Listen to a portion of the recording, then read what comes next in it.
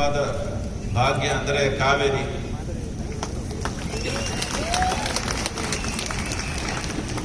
ಕಾವೇರಿ ಅಂದರೆ ಬರೀ ಒಂದು ಹೊಳೆ ಅಲ್ಲ, ಒಂದು ನದಿ ಅಲ್ಲ, ಒಂದು ವಲಯ, ಒಂದು ಪ್ರದೇಶ. ಸುಮಾರು 120 ಉಪನದಿಗಳು ಬಂದು ಸೇರಿ ಕಾವೇರಿ ಆಗುತ್ತೆ. ನಾನು ಇಂಗ್ಲಿಷಲ್ಲಿ ಮಾತಾಡ್ಬೇಡ.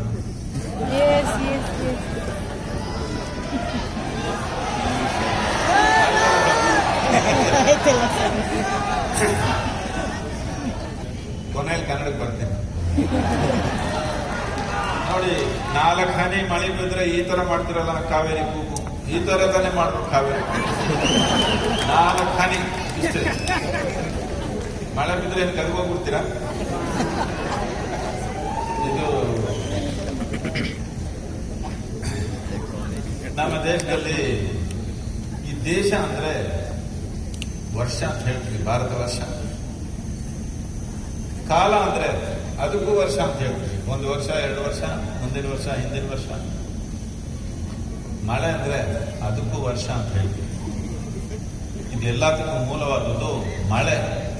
ಯಾಕಂದ್ರೆ ಈ ಒಂದು ಸಂಸ್ಕೃತಿನೇ ಈ ಮುಂಗಾರು ಮಳೆಯಲ್ಲೇ ಬೆಳೆದು ಬಂದ ಸಂಸ್ಕೃತಿ. ಮಳೆ ಅಂದ್ರೆ ವರ್ಷ, ಮಳೆ ಅಂದ್ರೆ ದೇಶ, ಮಳೆ ಅಂದ್ರೆ ಜೀವನ. ನಮಗೆ ಈಗ ಮಾಡ್ಕೋಬಾರ್ದು Kaveri.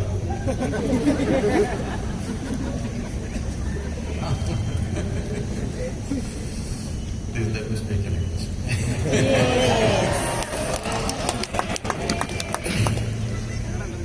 So, right now, well, from Dharmasthala, they're talking about floods.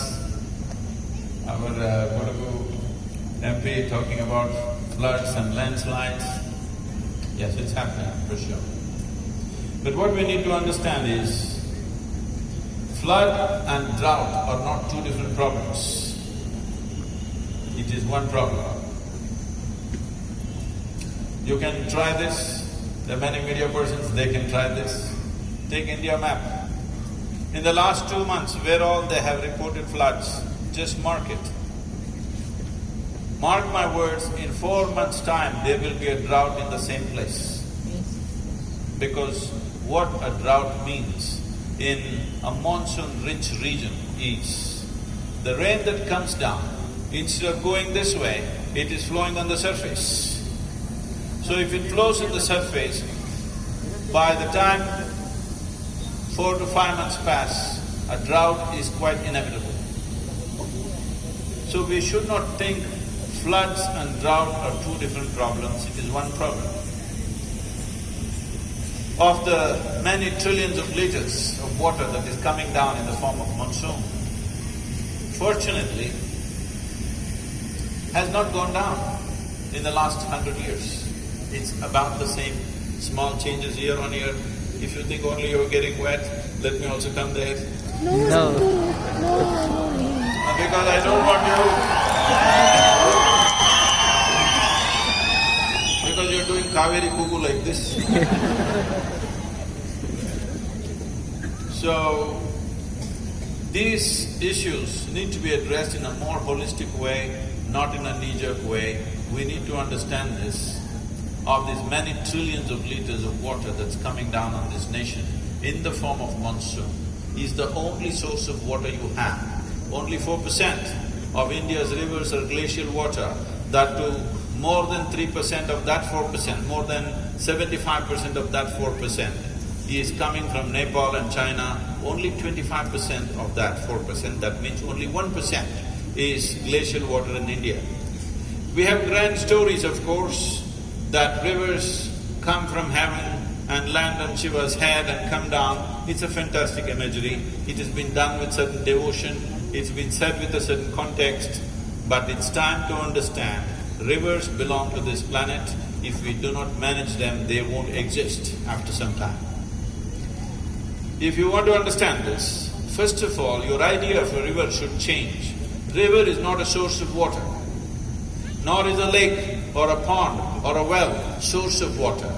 These are all destinations for water. The only source of water is monsoon. And this monsoon when it comes, you should not do this. Hello? You all probably, you went through the nursery rhymes of rain, rain, go away, taught to you by people who are gone away right now, fortunately.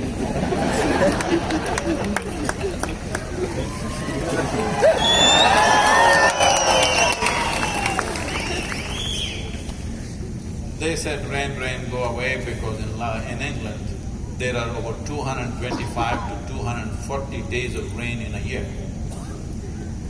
In this country, 35–40 years ago, our monsoons lasted something like 100 to 140 days in a year. When the rain was coming down in 140 days, it was easy to preserve this water for 365 days.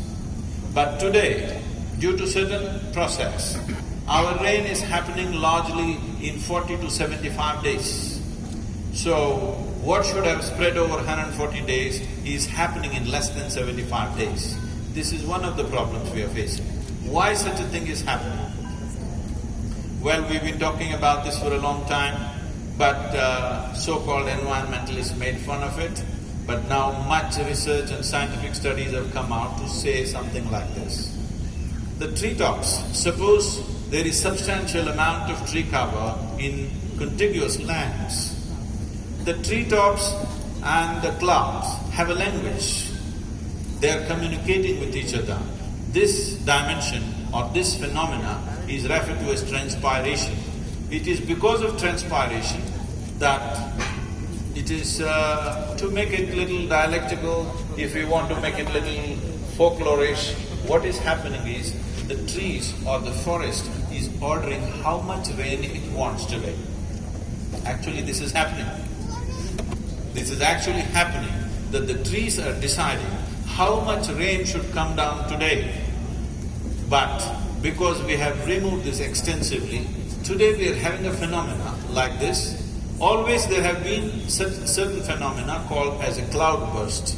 A cloud burst means a cloud unloaded itself in one burst, which always causes a flood. This used to happen only in high altitude regions where there is no possibility of vegetation, or it used to happen in deserts. But today it's happening in southern India, simply because if you want to understand what I'm saying, you fly from Kanyakumari to Delhi, every 2 minutes you look down and see, all you see is a brown desert, except for Western Ghats. Almost the entire nation is a brown desert. So because of this, it is happening that you are getting cloud bursts. You heard, I'm seeing some Chennai faces, there are, Chennai has water crisis and Chennai floods also is now famous. Hello. Everywhere in the world, people were talking about Chennai floods 2 years ago. Now they are talking about Chennai water crisis. You must understand, this is the same phenomena. These are not two different things. We should not be that short-sighted that just because there's a 4-month, 5-month gap, we think it's two different things. It is the same thing happening.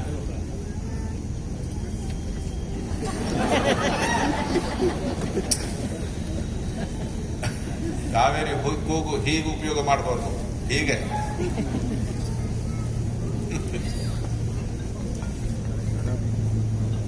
So, this has happened over a period of time. This is not about picking up who is responsible for this, there's no point. There is no point doing post-mortem of the activities that we have done as successive governments, as people, as industry, as agriculture, what we have done. In our wisdom of that day, we have done whatever we have done. But do we have sufficient wisdom today that we will do the right things? That's all the only question. This must stop, because environmental activity means pointing fingers at somebody, you did it, you did it. Pick up somebody and beat them. This must go. Environmental activity means it concerns every life on this planet. So beyond caste, beyond creed, beyond political parties, beyond ideologies, beyond everything, it is important, everybody who… Hey, this is wonderful, why are you covering yourself? Huh? What is this? If you do not know how to enjoy rain, you should not live in a monsoon land, you must go to a desert. Or are you planning to convert this into a desert? Yes, all these people who cannot withstand 2 drops of rain on their head, it is their plan. They want to convert this into a desert. Hello? We want to make this into a desert and enjoy the desert beauty?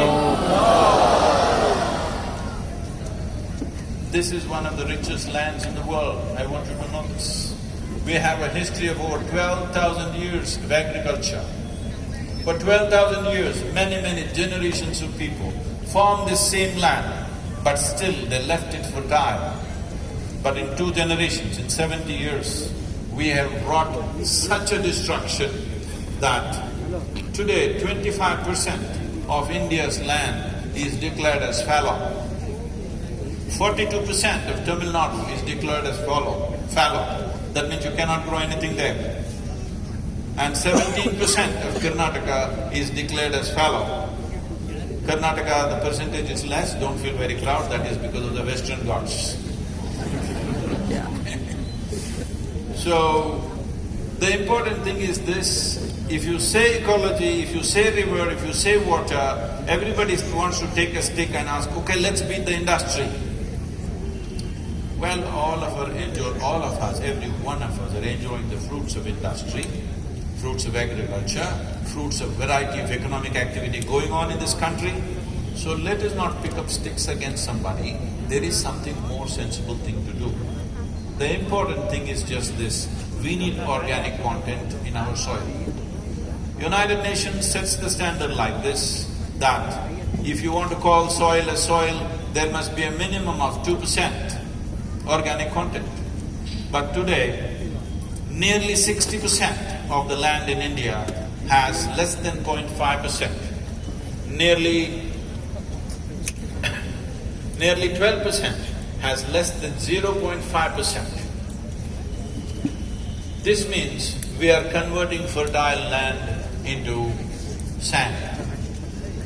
If you say something about agriculture, immediately there are a whole lot of people who will immediately jump and say, let's go to Israel, they're doing something there. I want you to know, when Israel did not know what is agriculture, we were doing agriculture here, right?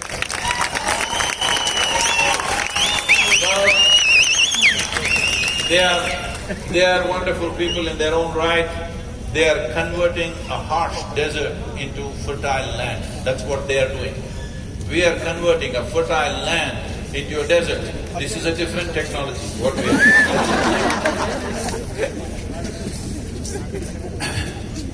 Well, there is population pressure on the land, but this land is capable of taking care of this population because 1 teaspoonful of good soil in southern India has anywhere between 10,000 to 50,000 microbes in it. 1 teaspoon.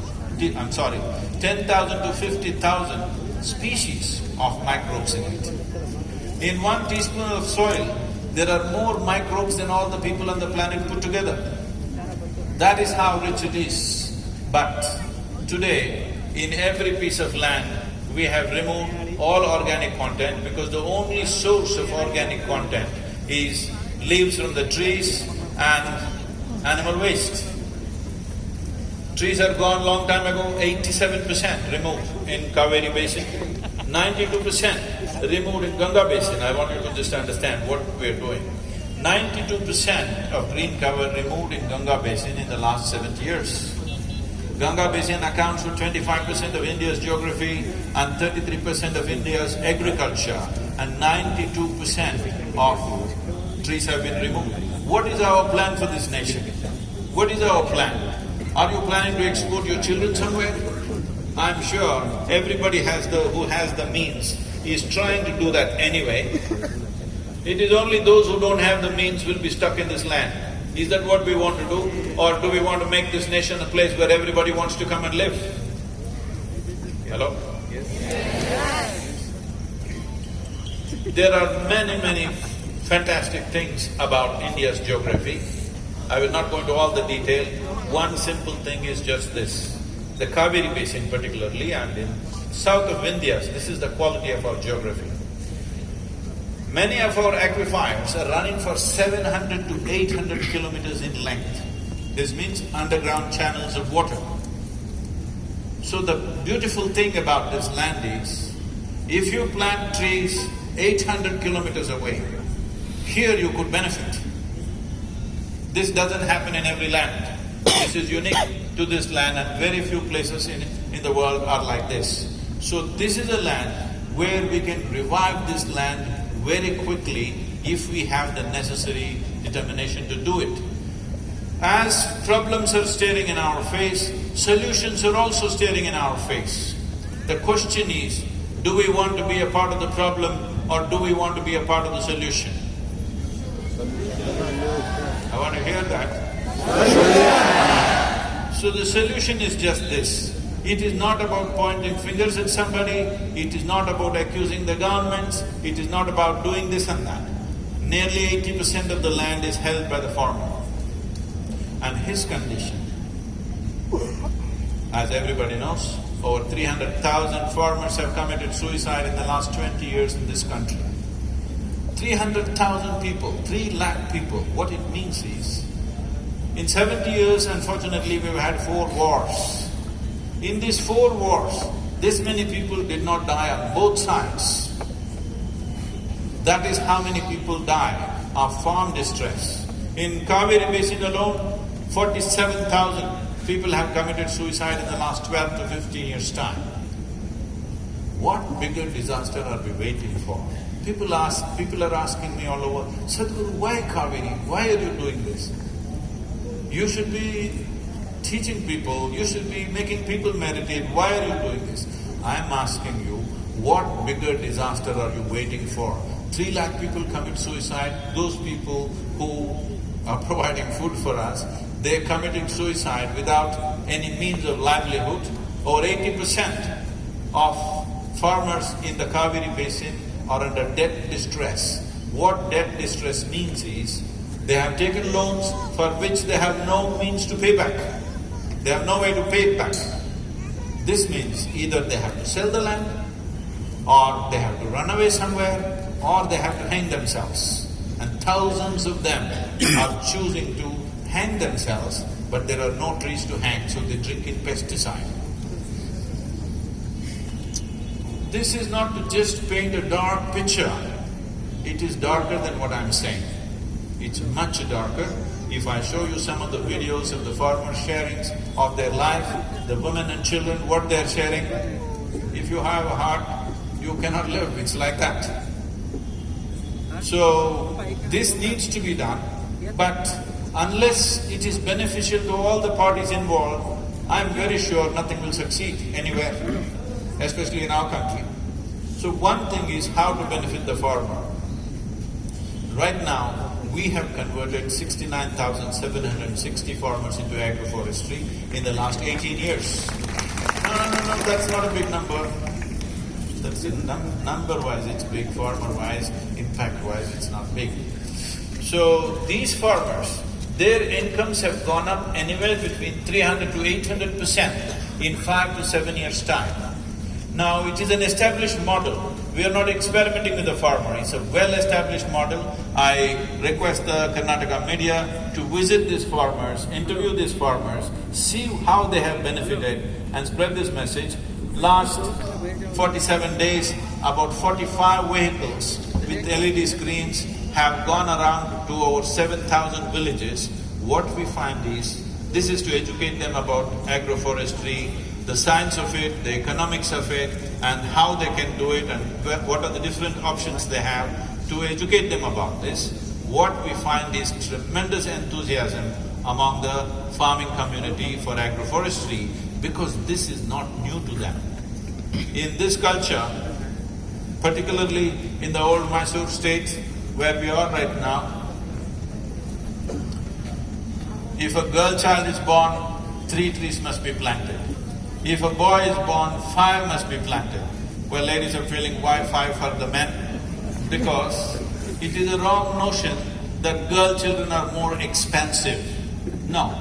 Normally in those days, you just have to marry her, at the most you have to give her some gifts, and then the first child is born something and your job is done, somebody else will take care. But a boy is a lifelong issue. He makes you spend money throughout your life. So 5 for boys and 3 for girls. When a girl comes to her marriage, some gifts you have to buy, 1 tree goes, actual wedding, 1 tree goes, first child, 1 tree goes, life is taken care of. But today, if the farmer cuts that 1 tree for his girl's wedding, he will not be in the wedding, he will be in the police station. Because the laws are like that.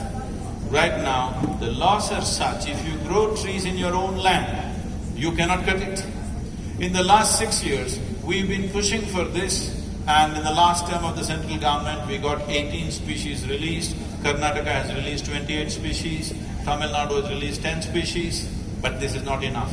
What I am pushing for is, a farmer should be able to grow what he wants, fell it when he wants, and transport it and sell it where he wants, how he wants, whichever way he wants. This right must come to the farmer. Because every other trade has this freedom. Even if you manufacture a safety pin, if you want, you can go and sell it in North Pole. Nobody's going to stop you. Hello? Yes. When an industry has this right, why doesn't a farmer have this right?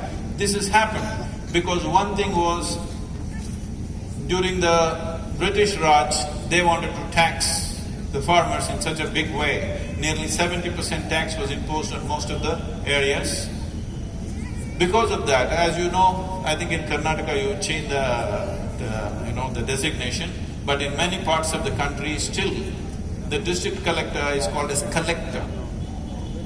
He's a collector of taxes and nothing else. That's what they were, and we're still keeping the same thing, and we're still keeping many of those laws.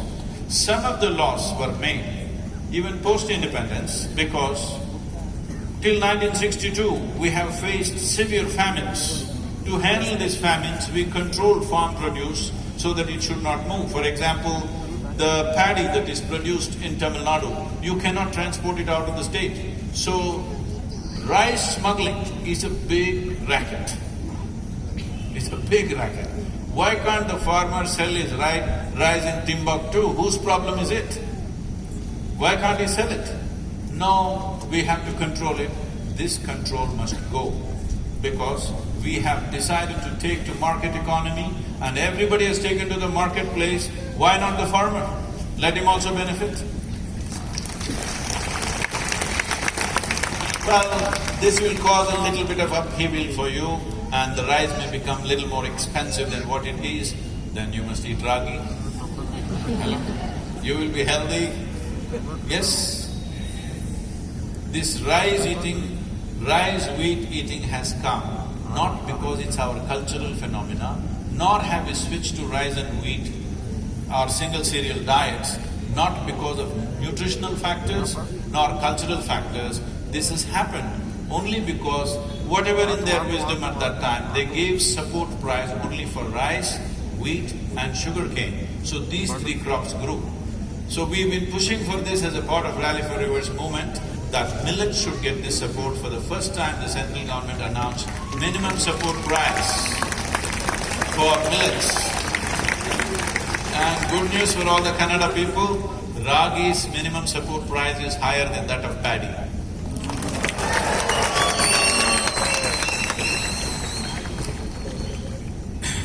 So there are 3 pieces to this. I want all of you to understand this. One is the willingness of the farmer. He is more than willing. And both Karnataka government and the Tamil Nadu government have promised us on 18th we are meeting the committee along with the Chief Minister, and this will go ahead here and it will also go ahead in Tamil Nadu. Both of them have assured me you can go ahead and announce it to the media. We are going to give the subsidy for the first 4 years of transition.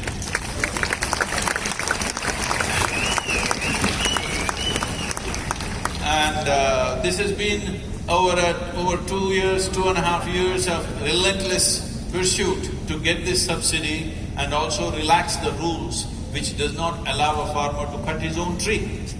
If you do not allow a farmer to make use of what he grows, what makes you think he's going to grow it?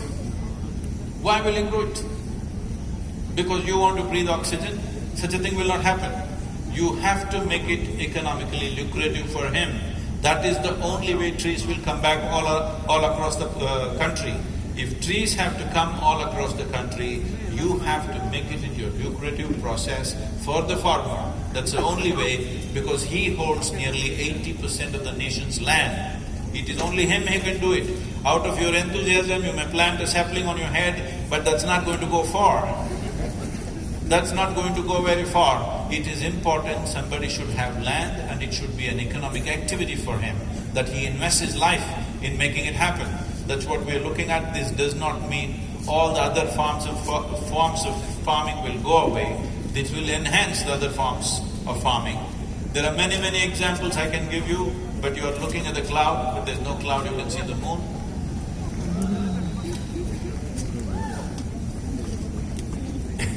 In the monsoon season, at least one day, not by accident, willingly, you must get soaked. It's very good for your health, believe me.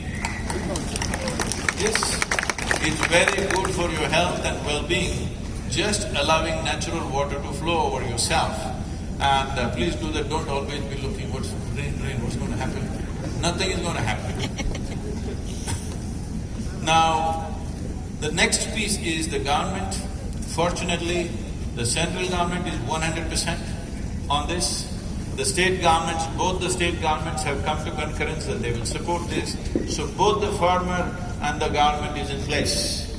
Now the third thing is the larger public, all of you and everybody else that you know. Now the thing is, we need to raise 242 crore saplings. So what we are doing is, we want to train about 5,000 to 10,000 farmers as to how to raise these saplings, what species of saplings we want, and where in the geography do we want this, and they should grow it, and then we will buy it back. So to buy this back, we need to have sufficient fund.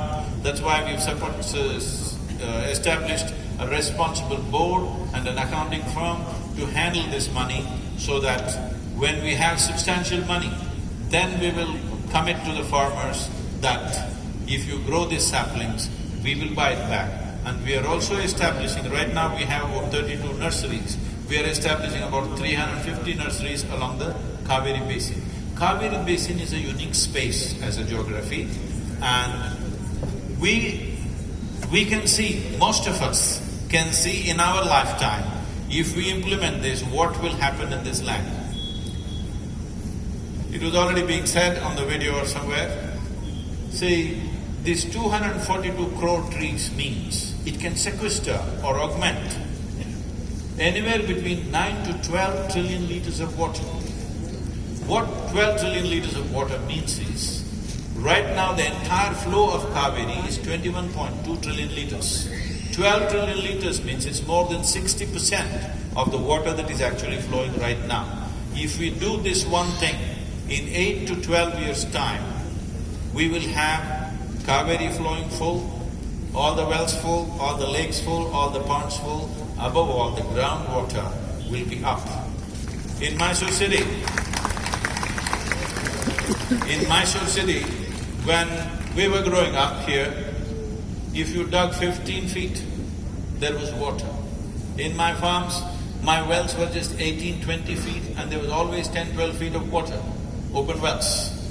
But today, I'm sure you're going, what, 500, 600 feet? Yes, to 1,000 feet? 200 feet. Elli kere pardalli.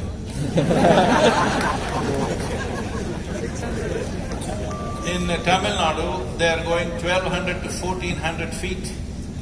So all the palm trees are dying in Tamil Nadu because the bore wells are just sucking it up. This drop in, or this depletion in Cauvery has been happening for over 25 years. I've been watching with some concern, but particularly in the last 7, 8 years, the drop is very steep. I don't have an exact scientific explanation for this, but most probably this is because of groundwater exploitation. Too many pumps are sucking up groundwater, and aquifers, instead of feeding the river, it is taking away from the river. This could be the reason, but definitely in the last 7 years, the drop is very steep. So, farmers in place, government in place, now it's the thing of the people. Why should the people do it? I've paid my tax, why can't the government do it? These kind of questions are coming to me. I want you to understand, in this country only 3.2% of the population is paying tax. What do you expect a government to do with that kind of money? Fix everything? Is it possible? I was just checking, in Chennai, many beggars are earning between 3.5 lakhs to 4 lakh rupees per year. This is their income, beggars. Mysuru ಎಷ್ಟು? ಯಾರು ಇದ್ದೀರಾ? So, I want to enroll all these beggars to contribute 1 tree per week. Every week they will plant 1 tree, 42 rupees they will donate. If a beggar can do 1 tree a week, you must decide what. I'm not here to tell you, you must do this much or that much. It's your life, it's your money. I'm not that kind to intrude into that and tell you, you must do this much. But I'm telling you, as a generation, if we don't do this one thing, the future generations will look upon us with resentment, not with respect. That's for sure. Because as a generation of people, we have caused the maximum damage.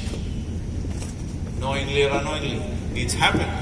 But as I said, as there is a problem, there are solutions. Solutions are not impossible solutions. They are very much possible. We can manifest this in 6 to 8 years' time. If we have 242 saplings planted, in 12 to 15 years' time, you will see the results in a big way. Are you committed enough to stay focused on a problem or a solution for 12 years? Because something very disparaging and disturbing was said, which I'm trying to find the exact quote, but I read some kind of thing. I'm just paraphrasing this, these are not the exact words. When Albert Einstein visited India, he said Indians can't think more than 15 minutes ahead in their life. He must have met the wrong Indians, not us. Hello? He didn't meet us, he met the wrong Indians. We are a culture, we have thought ahead of thousands of years and created certain things. We made plans in the past where we started something and we knew that it will take fruit in so much time. For example, Gautama the Buddha said, my teaching will shine after 2,500 years, 2,500 years, we're just about there. He said, what I'm talking now will really find root at that time because it is not a belief system, it doesn't need any kind of emotional approach, it needs an intellect. So he saw people will have substantial intellectual capabilities only after 2,500 years later. And he made this plan that what I'm doing now, don't worry how big or small it is, after 2,500 years it will take root. When we are able to plan for 2,500 years, somebody says we can't think more than 15 minutes at a time, this is an insult to us. I want the citizens of Mysore to disprove this, that we are not those Indians that he meant. Hello? Yes. So right now, the responsibility is this. If you want to contribute, you can contribute. If you want to grow your own saplings, we will open up consultancies. Online consultancies are there. Physically also we will come if substantial number is there. If you have any amount of land, you want to grow certain species, and the cost of that growing also we can take care. But we want certain quality of species, quality of trees or saplings, because we are giving it to a poor farmer. We don't want to give him bad quality saplings and destroy his life further. He's already in deep trouble. It's very, very important. What we give him must be of the highest quality, and there should not be any kind of hocus pocus happening there, because the suffering of Indian farmer is untold. We are working in Yavatmal in Maharashtra. Yavatmal unfortunately has got this terrible appellation called, it is the suicide capital of the nation. What a great title to get. So we are working in Yavatmal because I just couldn't avoid that place. The Vagadi river we are reviving along with Maharashtra government. Maharashtra government is one government which is very proactive about this whole movement. This agroforestry is happening there in a small scale, but I could not ignore Karnataka. We have to make an example to everybody, because we launched what is called as a Decade of Action in United Nations. Today we also got the UNCCD accreditation for Isha Foundation for preventing desertification of land in India or in the world. When we launched this campaign, I spoke to many scientists and other experts who are there and told them my plan as to how to do this Cauvery calling. They said, Sadhguru, this is fantastic. If anybody can pull this is fantastic. But the way our institutions work is, we need a demonstrable model. I said, there's enough demonstration in nature, why should I demonstrate? For thousands of years it's been demonstrated. They said, no, we don't take nature as a demonstration. We want somebody to demonstrate. So I thought the people of Karnataka and Tamil Nadu can come together and demonstrate something that's never been done before. But it can be done,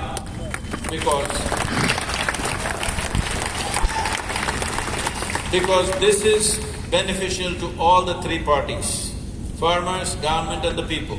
For the farmer, his income will go up substantially. For the government, if we've just made these calculations only for Tamil Nadu, if 1/3 of Tamil Nadu's agricultural land goes under agroforestry, Tamil Nadu, by the end of 7th year, will get 29,000 crores worth of GST. In Karnataka, it could be much more. So, it is beneficial to the government, and for all of us, it is beneficial because we will be living in a lush land where water and food and these things are not a struggle. Without leaves from the trees and animal waste, you cannot revive the soil. We must know this. Out of 160 million hectares of arable land in this country, 105 million hectares have been declared as distressed soil. 105 million out of 160 is distressed soil in this country. Where are we going? You just go and ask anybody. We made some rudimentary survey. You ask any farmer, how many of them want their children to go into farming? I'm telling you, it's less than 2%. So in 25 years' time, when this generation passes, who do you think is going to grow food for you? And where? With 130 crores of people on our hands, if we do not take care of food and water security for this nation, we are planning a disaster for ourselves. And right now, a whole lot of very activist kind of things are going on, that river water is being wasted into the ocean. Let me tell you this, I want all of you to, if we want, we will publish an online book for you. Please read up, and whoever speaks, you must educate them, because river water must go into the ocean. A whole lot of political leaders holding responsible positions have been talking this language. River water is being wasted into the ocean. I want you to know, if the river water does not go into the ocean, in my opinion, at least 50% should go into the ocean. But because of population pressures, let us say at least 25% minimum must go. If this does not go, what is called as marine ingress will happen. Looking at the soil and rock structure of this peninsula, we have 7,400 kilometers of coastline, and up to 100 to 130 kilometers, marine water or salt water can ingress into the land. In Tamil Nadu, it's already come in 60 kilometers inside. Just 10, 12 years ago, where there was sweet water, today all those wells are salt water. People have just vacated whole villages and moved out because there's nothing to do, not a single thing will grow there. So if this happens, 7,400 kilometers into 100 kilometers, if you do the square kilometers, nearly 1/3 of India's land will be lost to salt water. If this happens, the amount of migration that will happen, these people who are thirsty, who have only salt water and no sweet water, where do you think they will come? They will be sitting on the streets of Mysore city. Initially, they will knock on your door for water. After that, they will break your door. Just know this, you cannot stop a thirsty man. You cannot expect a thirsty man, you cannot expect a man whose family is dying without water to behave in a civilized manner with you. It's not even fair to expect that. So the amount of civil strife that we are looking at also is an issue, because it is very, very important people have substantial amount of water for their daily life and agriculture. If we don't do this, we are pushing the nation to an extreme position. But having such a rich land, so rich in organisms, we can turn it around in a matter of 8 to 10 years' time or 8 to 12 years' time. I request all of you to stay committed.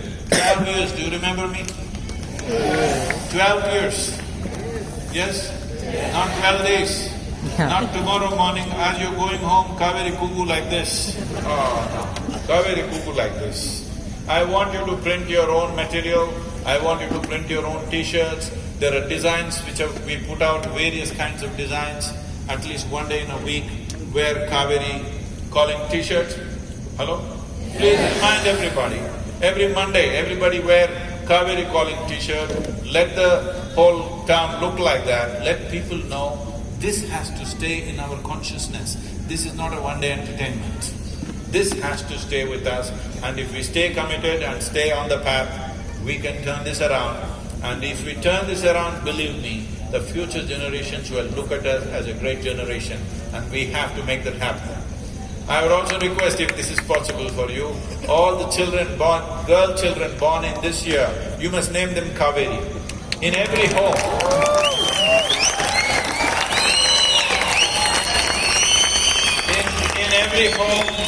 In every home in Karnataka, people should be uttering the word Cauvery, Cauvery every day, at least to call their children. Let's make it happen. Thank you very much.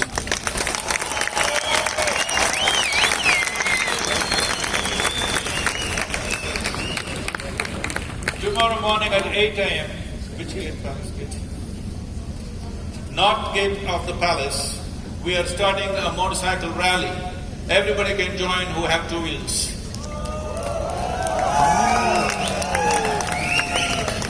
If you are not stable on two wheels, you can only be on four wheels. Such people also can follow. Okay? So we will just take about an 8 to 10 kilometer rally around the town. Please be a part of it. This is just to awaken Mysore city to the realities that we are facing. Okay? Thank you very much. And I want to tell you more than 35, 40, more than 40 years ago, I used to go on up and down these steps on my motorcycle. Today I brought my motorcycle, but these guys have set up this audio hut. We can't go there.